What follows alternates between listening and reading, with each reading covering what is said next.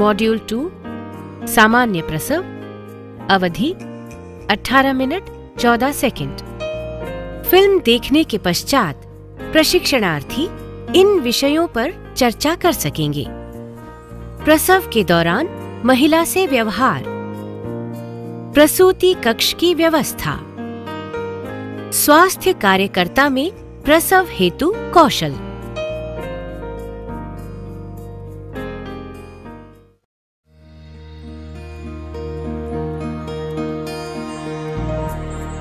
कविता और उसके पति अपने बच्चे के जन्म के लिए अस्पताल में आए हैं।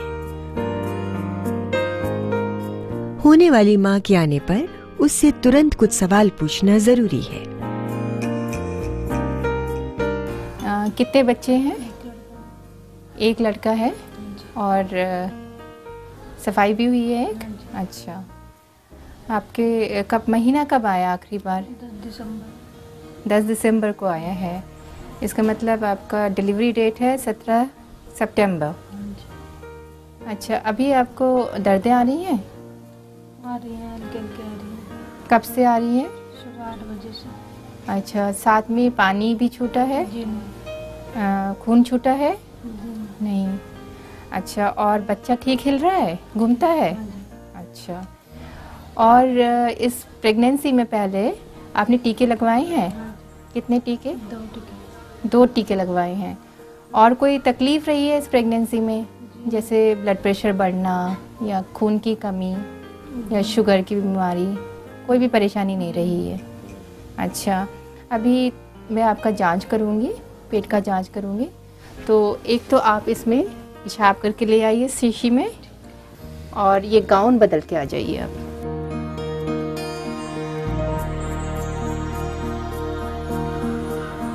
जीभ दिखाइए। ठीक है।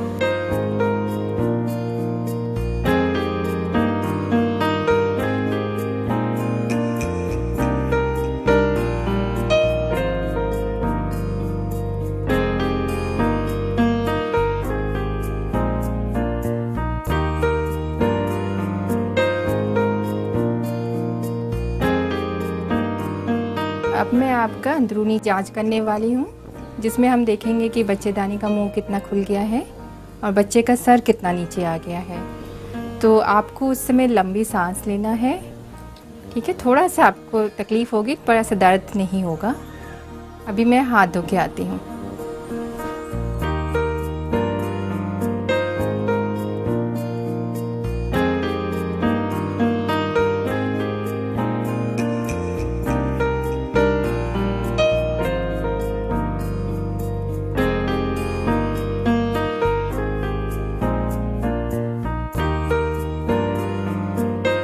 अब मैं आपको पीवी यानी कि अंदरूनी जांच के बारे में बताऊंगी।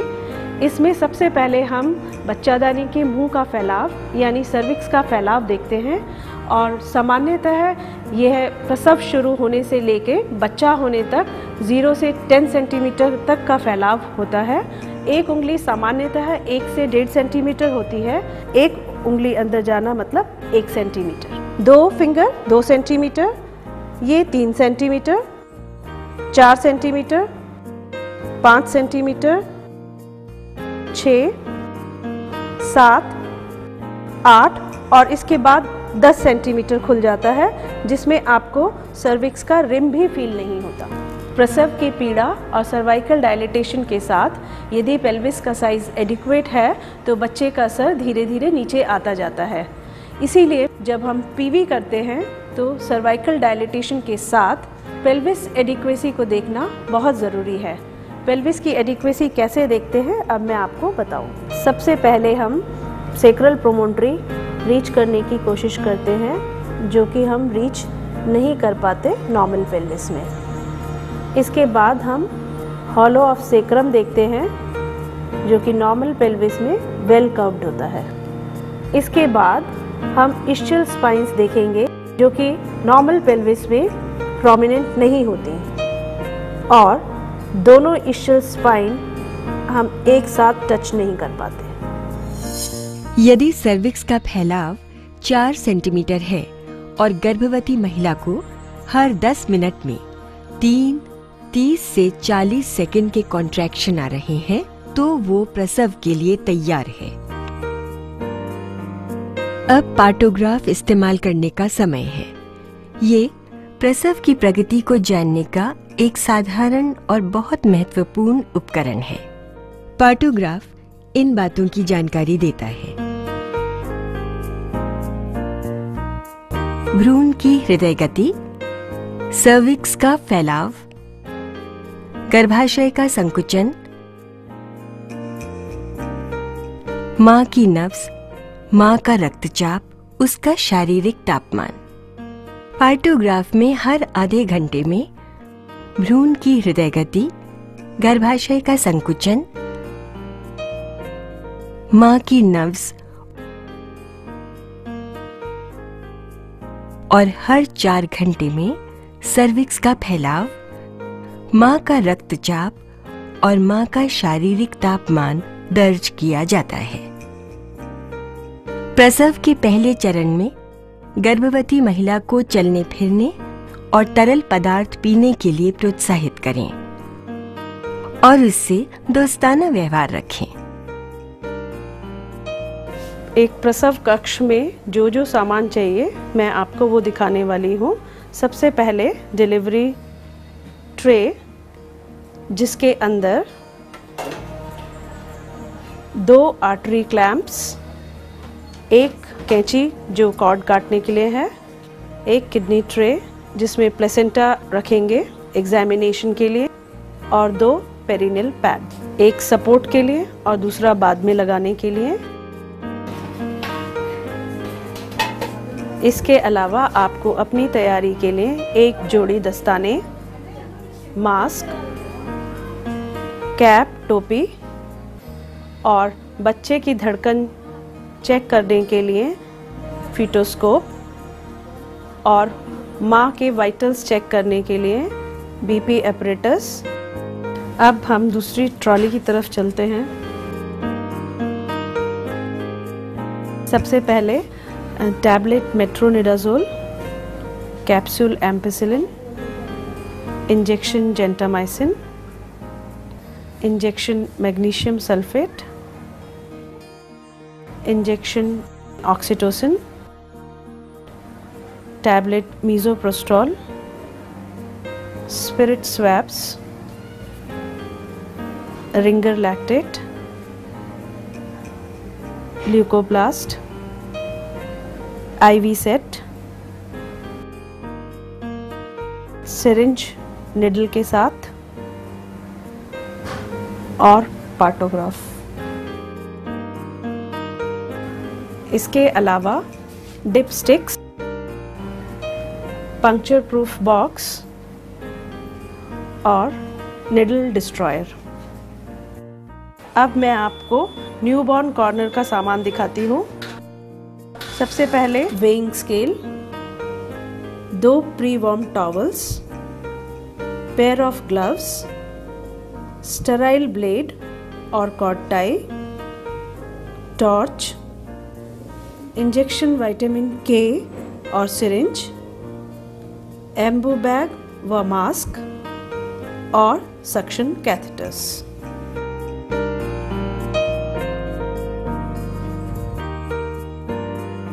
अभी तक फिल्म में हमने जो देखा, आइए उस पर चर्चा करें। आपके प्रशिक्षक इसमें आपकी मदद करेंगे। प्रसव की सक्रिय अवस्था किसे कहते हैं? पार्टोग्राफ क्या है व इसके द्वारा किन बिंदुओं की निगरानी कर सकते हैं? लेबर रूम में किन किन सामग्री या ट्रे की आवश्यकता होती है?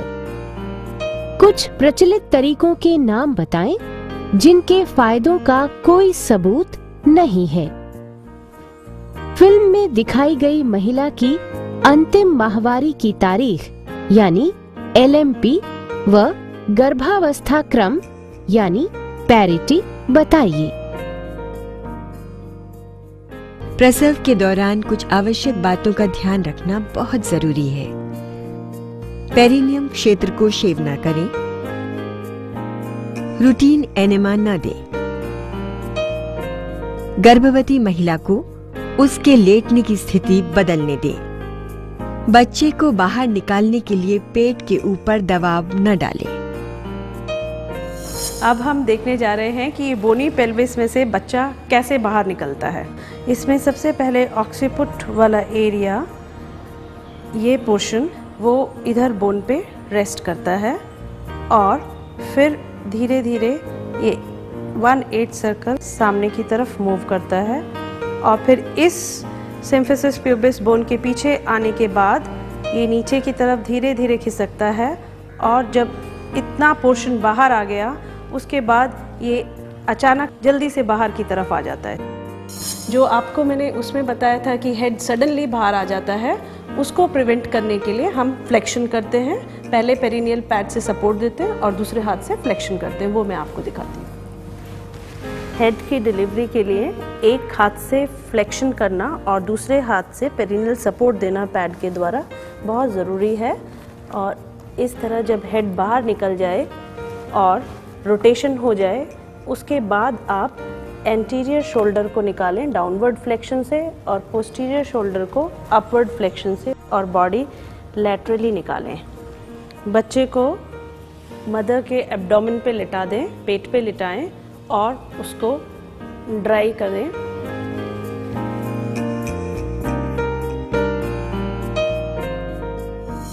जब गर्भवती महिला का गर्भाशय पूरी तरह फैलाव की स्थिति में आ जाए, तब उसे डिलीवरी टेबल पर लेटा दें। अब बच्चे की डिलीवरी की जा सकती है। धीरे से एक हाथ से सिर को पकड़ें, जो कि संकुचन के साथ बाहर आएगा। दूसरे हाथ से पेरिनियम को सहारा दें। पैड की सहायता से गूदा को ढक दें।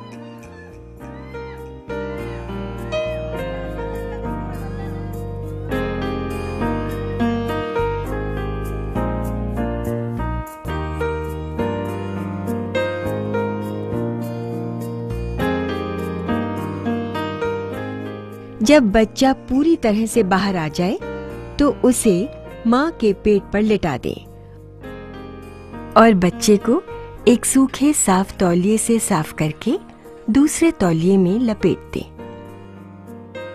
पेट को लचीला बनाए रखें और देखें कि कहीं कोई दूसरा बच्चा तो नहीं है। अगर दूसरा बच्चा नहीं है तो आप कॉर्ड पल्सेशन बंद हो गया है तो 2 क्लैंप लगाएं, एक 2 सेंटीमीटर की दूरी पे अम्बलाइकस से, दूसरा क्लैंप 5 सेंटीमीटर की दूरी पे लगाएं और बीच से काट दें। शिशु के बाहर निकलने के 2 से 3 मिनट के बाद उसकी नाल को काटें।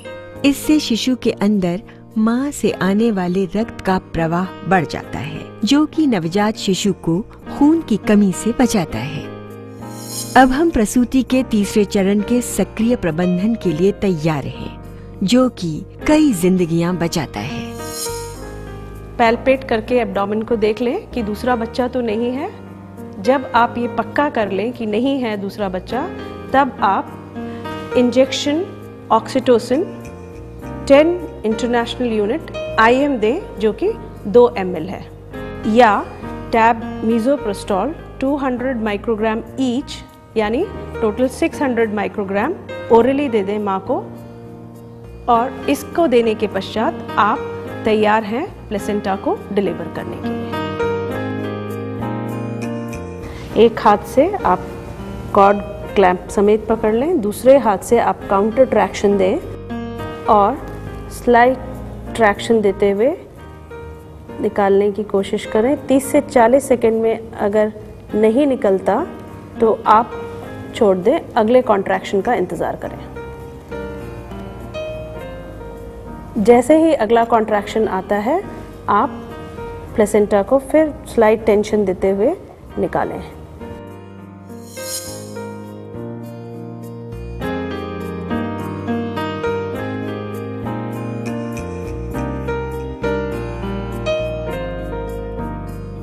जैसे ही प्लेसेंटा बाहर आए, उसे दोनों हाथ से पकड़ें। धीरे से प्लेसेंटा और मेम्ब्रेन को बिना गर्भाशय को नुकसान पहुंचाए पूरी तरह से बाहर निकालें। जैसे ही प्लेसेंटा और मेम्ब्रेन बाहर आए, महिला के पेट की मालिश करें। ये सुनिश्चित करें कि गर्भाशय अच्छी तरह से संकुचित हो गया है और ध्यान दें कि योनि से ज्यादा खून भी न बह रहा हो। हल्की मालिश रोकने के बाद देखें कि गर्भाशय दोबारा ढीला न हो जाए।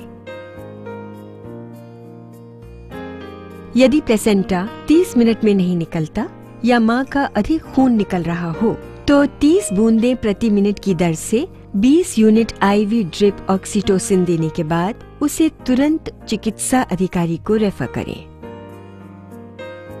हमेशा निश्चित करें कि प्लेसेंटा पूरा हो। मां से जुड़े अंदर के भाग को ऊपर की ओर रखकर प्लेसेंटा को हाथ में फैलाएं और देखें कि सभी लॉब्यूल्स आपस में जुड़े हों। एक हाथ से नाल को पकड़कर प्लेसेंटा और मेम्ब्रेन को नीचे की ओर लटकाएं। दूसरा हाथ अंदर डालकर उंगलियां फैलाकर देखें कि प्लेसेंटा और मेम्ब्रेन पूरे हों। ये भी देख लें नाल का प्लेसेंटा से जुड़ाव सामान्य हो। ये भी जांच लें कि कटे हुए नाल के भाग में 2 आर्टरी और 1 वेन हो।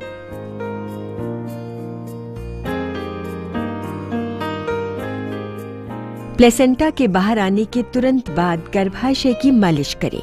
ये क्रिया पहले 2 घंटे तक 15-15 मिनट के अंतराल पर करते रहें। ध्यान रखें कि गर्भाशय ढीला न पड़ जाए।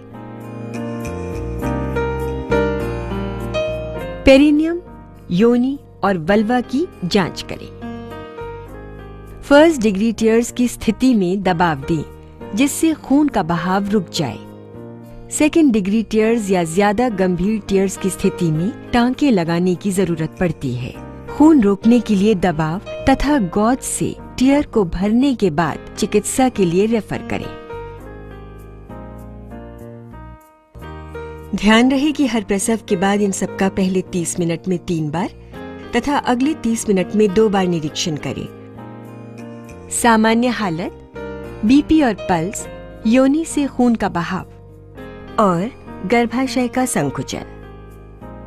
प्लेसेंटा को संभालने के लिए हमेशा ग्लव्स का प्रयोग करें। प्लेसेंटा को लीक प्रूफ बैग में डालकर ब्लीच से भरे डिब्बे में डालें। प्लेसेंटा को जल स्रोत से 10 मीटर की दूरी पर 2 मीटर गहरे गड्ढे में दबा दें। मां को जन्म के 1 घंटे के अंदर नवजात बच्चे को अपना पहला दूध पिलाने के लिए प्रोत्साहित करें। उसे बच्चे को गर्म रखने, समुचित आहार लेने, पर्याप्त आराम करने और साफ सफाई का ध्यान रखने की सलाह दें। मैं ऐसे कुछ खतरों के लक्षण बताने वाली हूँ जो अगर आपको होए घर पे तो आपको तुरंत अस्पताल आना है। ठीक है, जैसे कि आपको बहुत ज़्यादा खून आ रहा हो नीचे से, ठीक है, या सर में दर्द हो रहा हो बहुत तेज़ और आँखों के आगे धुंधला पड़ रहा हो, या आपको छाती में दर्द हो रहा हो, या आपको दौरे आ गए, ऐसे में भी आपको तुरंत अस्पताल आना है। या नीचे बहुत ज़्यादा दर्द हो रहा हो, पेशाब रुक जाए या पेशाब या टट्टी में तकलीफ़ हो रही हो या रुक नहीं रही हो पेशाब या टट्टी, अगर ऐसा कुछ भी होता है तो तुरंत अस्पताल आना है।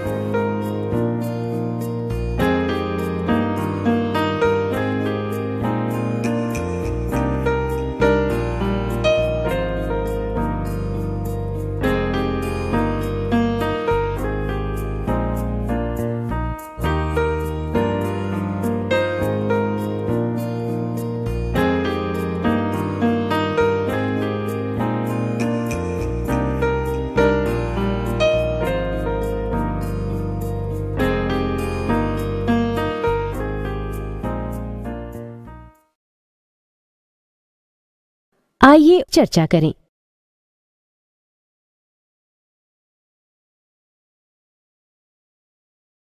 आइए चर्चा करें।